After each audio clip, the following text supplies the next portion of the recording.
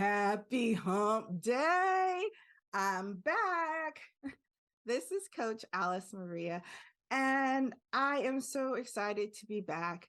2020 was an exciting year for me. I had a tremendous amount of opportunities come my way that I never saw coming, never even thought was possible. And I had to lean into them. So I had to give up my weekly hump day. I can't promise weekly Facebook Lives, but I can promise that I will put out my weekly content. So, be it the new year in January, I always say January self care month. It's so important. The holidays in the fall can be extremely intense and draining and stressful. So, January is a good time to recenter and to get back on track. So, this week we're going to talk about 3 good eating habits. And no, I am not talking anything towards diet. I'm only talking about good eating habits. And the first good eating habit I would like to share with you is to break your fast with a protein. And that includes breakfast because breakfast is break fast. So when you break fast with a protein instead of a carb, you do not take your body on that sugar roller coaster ride, the sugar high and the lows. You will get the energy that you need from the protein without taking your body on that sugar roller coaster ride. So whether it's breakfast or break fast, or it's any time during the day that you haven't eaten for 4 to 5 hours, it is a good practice to break that fast with a protein to avoid spiking your sugar levels and still get the energy that you were looking for. So that's tip number 1. Tip number 2 is to get your nervous system into a neutral state. And we do this through a technique called balance breathing. And because most of us, when we sit down to eat, are coming to the table from a place of rushing, either from a meeting, getting prepared to go to another meeting, or just getting home from dinner and you're trying to rush to prepare food. Our nervous system is not in the state of rest and digest. It's really in the state of fight or flight. And being in that state does not allow for good digestion.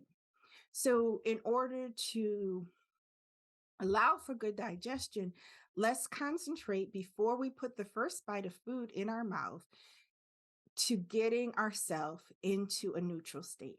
And we do that through a technique called balance breathing. And balance breathing is when you slowly breathe in and then you slowly breathe out.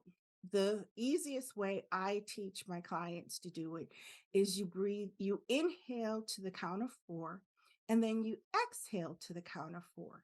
And you can do that about 5 to 10 times.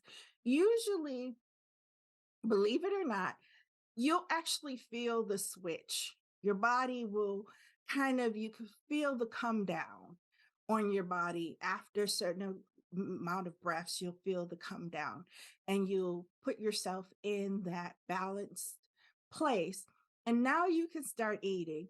And then during the course of your meal, you will move your body into that digestion state, and it'll make eating so much more pleasurable and it's much better on your body overall. So that's tip 2. Okay, so prepare for tip 3. This is the tip that I get the most pushback on, and that is the 20-minute meal. No one has time to take 20 minutes to eat a meal. But this is probably, I won't say the most important, but this is a very important tip. The reason why the 20-minute meal is important is because it takes roughly 20 minutes for our stomach to communicate with our brain that we're full.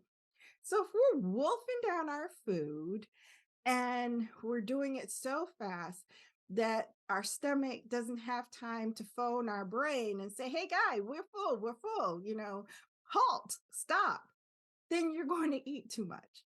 And instead of your food being a source of energy, that it's going to deplete your energy. That's that nap time, you eat and then all you want to do is fall asleep because you have eaten so much. Now your body needs to just rest and process all the food that you have consumed.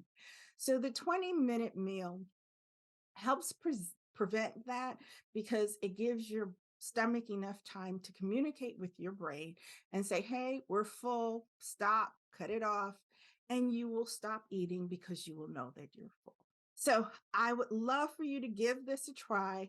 We're not going to do everything all the time, but I hope you will take these 3 tips and think about them and apply them when you can and as often as you can in order to be able to enjoy your food and have a healthier experience while you eat. And this is Coach Alice Maria with Nourishing Wholeness.